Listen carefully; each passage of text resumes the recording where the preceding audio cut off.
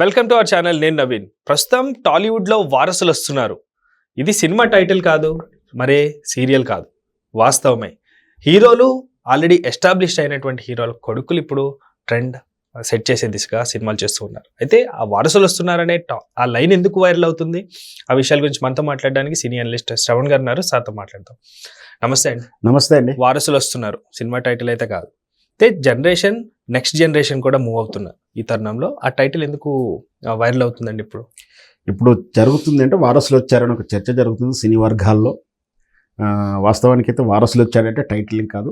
So topic title అదైనా సరికి నెప్టోటిజం అంటాం మనం. నెప్టోటిజం ఏంటి అంటే బంధు ప్రీతి బంధువర్గం అనేది డైరెక్ట్ పదం. వాస్తవానికి రాజకీయాలలో సినిమాల్లో వారసులు రావడం అనేది ఇప్పుడు కొత్త ఏం కాదు. గత 40-50 ఏళ్ళ నుంచి ప్రత్యక్షంగా కనపడుతుంది. అంతకుముందు లేదని కాదు, అప్పుడో ఇప్పుడో సరదాగా కనపడేది. జనరల్గా అయితే మొదటి నుంచి సినిమాలు అయితే ఆ బంధువర్గం వారసులు ఉన్నారని చెప్పొచ్చు. మనకి ఈనాటి తీసుకున్నటువంటి ఏ నటి తీసుకున్న ఇంతో అంత సినిమాకి రిలేషన్ ఉంటూనే ఉంటుంది. విజయశాంతి గారి మదర్ కానివ్వండి, జయసుధ గారు వాళ్ళ కానీ, ఎవరు తీసుకున్నా ఇంతో అంత సినిమా ఇండస్ట్రీకి బంధుత్వం లేదా స్నేహపూర్వకంగా ఉన్న వాళ్ళు వచ్చిన వాళ్ళు ఉన్నారు, బ్యాక్గ్రౌండ్ లేకుండా వచ్చిన వాళ్ళు ఉన్నారు. సరే, ఇప్పుడు ఏంటంటే ఒకేసారి ఈ నెక్స్ట్ ఇయర్ లేదా విత్ ఇన్ షార్ట్లో ఒకేసారి ఇప్పుడు తెలుగు సినిమా ఇండస్ట్రీలో ఉన్నటువంటి పెద్ద పెద్ద హీరోలు వారసులు, వాళ్ళే వారసులు. వాస్తవానికి అయితే వాళ్ళ ముందు తరానికి, వాళ్ళ నాన్న తరానికి వాళ్ళు వచ్చారు. ఇప్పుడు వీళ్ళ జనరేషన్ వస్తుంది అంటే మూడో తరం అనుకోవచ్చు.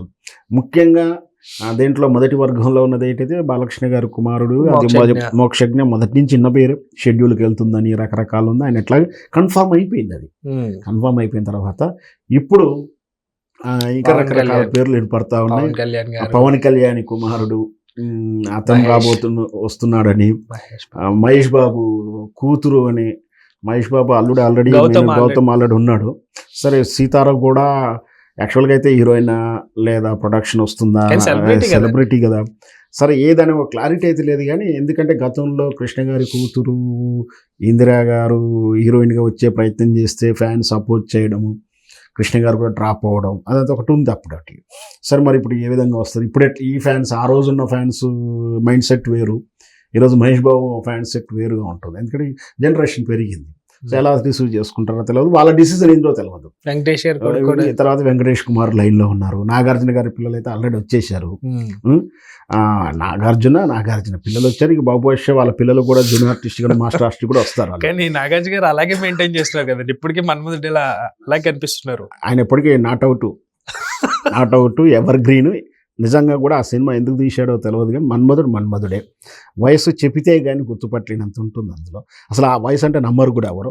సరే, ఆ వయసు నెంబర్ ఏదో మనం చెప్పకూడదు, నైతికం మనకు చెప్పదలుచుకోలేదు. బట్ వయసు కాదు, మనసు తేజస్సు, ఆ కనపడేటువంటి కానీ ఆ యాక్టివ్నెస్ కానీ, ఆ షోని ఒక 2-3 అవర్స్ అంటే మనకు షూటింగ్లోనే 1.5-2 అవర్స్ చూస్తుంటాం ఇది బిగ్ బాస్ షోని.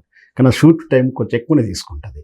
అంత స్టాండ్ అవర్స్లో నిలబడి ఆ ప్రోగ్రామ్ చేయడము, వితౌట్ స్క్రిప్ట్ స్పాంటోనియస్గా వాళ్ళని అట్రాక్ట్ చేయడం, నటించోకు ఆ వయసుకు, ఆ ఓపిక్కు.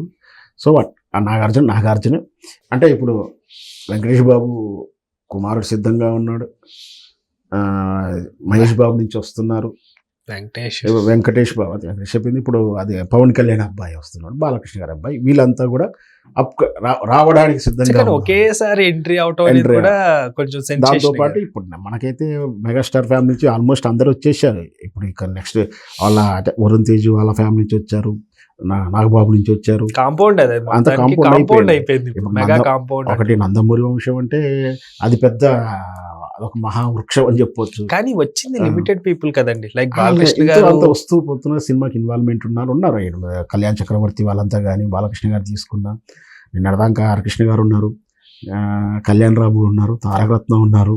ఇట్లా ఎప్పటికప్పుడు వస్తున్నారు. సరే, కొందరు బాగా పేరు తెచ్చుకున్న వాళ్ళు ఉన్నారు, కొన్ని సెలెక్టివ్ సినిమాలు చేసిన వాళ్ళు ఉన్నారు, ఒకటార సినిమా చేసి ఊరుకున్న వాళ్ళు ఉన్నారు. సరే, వాళ్ళ ఇష్టం అది. సో ఏదైనా వాళ్ళు కూడా సినిమాకి సంబంధించిన సినిమా రంగ బిజినెస్లో కూడా ఉన్నారు, రియల్ ఎస్టేట్లో ఉన్నారు. సరే, అది వేరే విషయం అయినప్పటికీ నందమూరి వంశం వాల్యూ నందమూరికి ఉంది. ఇట్లా మెగా ఫ్యామిలీ, ఇప్పుడు ఘట్టమనేని ఫ్యామిలీ కూడా అవుతుంది. ఇక పోతే మన వెంకటేష్ గారు మనకి ఆల్రెడీ వాళ్ళ ఫ్యామిలీ ఎంటర్టైనర్ గా ఒక నేమ్. వాళ్ళే హీరోలు తయారు చేశారు ఎంతో వాళ్ళ సురేష్ ప్రొడక్షన్లో. ఆల్రెడీ ఇంకా సాయి కుమారుడు అయితే ఆల్రెడీ ఇప్పుడు నిన్నటి సినిమా సూపర్ డూపర్ శంభాలలో ఎట్లా దూసుకపోతున్నా చూస్తున్నాం. ఇక మెగాస్టార్ ఫ్యామిలీ నుంచి ఆల్రెడీ సినిమాలు అయిపోయాయి. రామ్ చరణ్ చేసేసాడు, వరుణ్ తేజ్ చేశాడు, నిహారిక వచ్చేసింది. ఇట్లా అందరు ఎవరంతా వాళ్ళు వారసు వస్తున్నా. ఇక్కడ చర్చించాల్సిన విషయం ఏంటంటే ఈ వారసులు వస్తున్నారు, వారసులకు ఎందుకు అవకాశాలు వస్తున్నాయి, వేరే వాళ్ళు రావద్దా అనేది అంటున్నారు. కానీ వాస్తవానికి అర్థం కావట్లేదు చాలామందికి.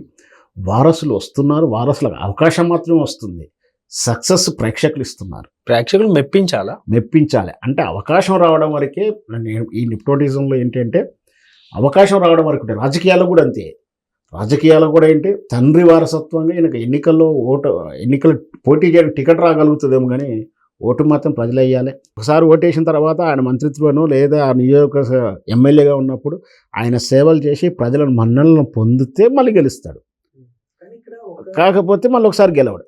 అలాగే సినిమాలలో కూడా ఒక హీరో, మన పేర్లు ఇప్పుడు చెప్పదలుచుకోవాలి, ఒక పేరు నేను ఎప్పటికీ చెప్పను, కానీ ఆ హీరోలు కానీ వాళ్ళ ఇంటి నుంచి వారసులు వచ్చారు, ఫ్లాప్ అవ్వడం, వెంటనే వెళ్ళిపోవడం, కానీ సక్సెస్ అయిన నిలబడ్డారు. అంటే ఇక్కడ ఏంది, వాళ్ళకి అవకాశం రావడం అయితే ప్రతిభను నిరూపించుకోవాల్సిందే. కానీ అవకాశం రావడానికి బంధువర్గం లేదా బంధుత్వం లేదా స్నేహం పనిచేస్తుండొచ్చు, కానీ టాలెంట్ నుంటూ సక్సెస్ వచ్చిన వాళ్ళు మాత్రమే సినిమా ఇండస్ట్రీలో కొనసాగుతారు. సినిమాలకు ఏ విధమైన పరిచయాలు లేకుండా, ఎలాంటి బ్యాక్ ఎండ్ లేకుండా వచ్చి సక్సెస్ అయిన వాళ్ళు ఉన్నారు. ఎవరు రానియకుండా లేదుగా, ఎవరికి ఇప్పుడు వచ్చిన హీరోలు చాలామంది ఉన్నారు. ఎవరికి కూడా వాళ్ళకు రవితేజ, ముఖ్యంగా చెప్పాలంటే రవితేజ. ఇంకొకటి మనం చెప్పుల దాంట్లో రవితేజ వారసుడు రాబోతున్నాడని కూడా మనం మర్చిపోయి, ఈ లిస్టులో రవితేజ కుమారుడు కూడా వచ్చే అవకాశాలు ఎక్కువగా కనపడుతున్నాయి. వాళ్ళు ఎవరైతే ఇంతవరకు అఫీషియల్ అనౌన్స్ చేయలేదో, కానీ ఆ విధమైనటువంటి ప్రిపరేషన్ జరుగుతున్నది ఒక వార్త జరుగుతుంది. రవితేజ కూడా ఒంటరిగా వచ్చిన వాడు ఎవరూ తెలియదు, ఆయన బ్యాక్ ఎండ్ లేకుండా నిలబడ్డాడు కదా. సో అట్లా చాలామంది ఉన్నారు. అంటే ఇక్కడ ఏంటంటే అవకాశం పరిచయాల ద్వారా వచ్చిన, బంధుత్వం ద్వారా వచ్చిన, వాళ్ళ వ్యక్తిగతంగా టాలెంట్ ఉండి ఆ టాలెంట్ కూడా అదృష్టంతో పాటు సక్సెస్ వస్తే వాళ్ళు ఇండస్ట్రీలో ఉంటారు, నిలబడగలరు.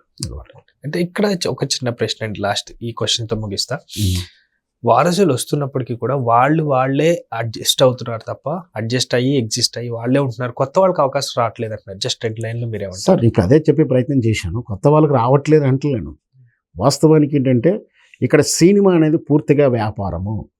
ఇప్పుడు నన్ను హీరోగా పెట్టాలంటే ₹1 ఖర్చు అవుతుంది. ఆ రూపాయి ఎవరు పెట్టాలి?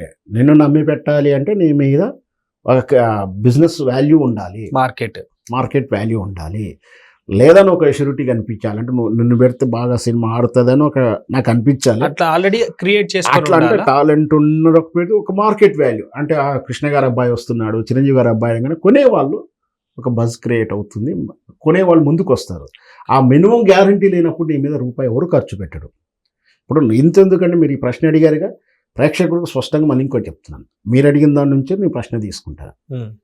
మీరన్నా ఏంటి, కొత్త వాళ్ళకి అవకాశం రేటు రావట్లేదు, వాళ్ళే ఇచ్చుకుంటారా, కొత్త వాళ్ళు ఎట్టుపోవాలని కదా.